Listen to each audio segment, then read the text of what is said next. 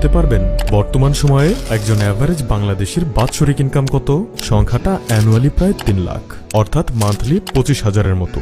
এখন এই ব্যক্তি প্রায় 13.5 লাখ বছর সার্ভাইভ করতে পারবে যদি তার কাছে ইলন মাস্কের মতো অর্থ সম্পদ থাকে। তবে অন্যভাবে বলতে গেলে আপনি যদি আপনার ইনকামের অর্ধেকও সেভ করে কোনো একটি লকারে লক করতে শুরু করেন, তবে আপনার প্রায় 27 লাখ বছর লেগে যাবে ইলন মাস্কের মতো ওয়েলথ বানাতে।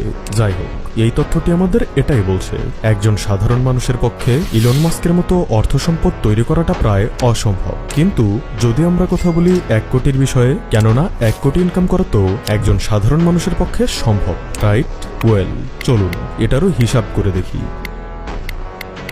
যদি আপনি একজন অ্যাভারেজ ইঞ্জিনিয়ার হন যে বছরে 6 লাখ টাকা আর্ন করে, তবে আপনার প্রায় 16 বছর লেগে যাবে 1 কোটি টাকা ইনকাম করতে। আর এখানে তো আমরা খাবার, চিকিৎসা এবং পোশাকের খরচটা পর্যন্তও ধরিনি। তাই যদি আপনি দাঁতে দাঁত চেপে মাসের সমস্ত খরচ মেটানোর পর 10%ও সেভ করেন, তবে আপনার 166 বছর লাগবে 1 কোটি টাকা জমাতে। এই হিসাবে একজন অ্যাভারেজ বাঙালি টিচারের 300 বছর লাগবে 1 কোটি টাকা জমাতে। একজন রেস্টুরেন্ট ওয়েটারের প্রায় 500 বছর লাগবে এই সংখ্যাটা পূরণ করতে। এখন আসল কথা হচ্ছে, আমি কেন আপনাদের এই ধনী গরিবের ইনকামের তফাতের গল্প শোনাচ্ছি। কারণটা হলো এটা বোঝানোর জন্য ব্যবসা এবং চাকরির মাঝে পার্থক্য ঠিক কতটা। বুঝলেন না? বুঝিয়ে বলছি। রিসার্চ অনুসারে পৃথিবীর সিংহভাগ ধনী ব্যক্তি বিজনেসের সাথে জড়িত, আর পৃথিবীর সিংহভাগ মিডল ক্লাস চাকরির সাথে জড়িত।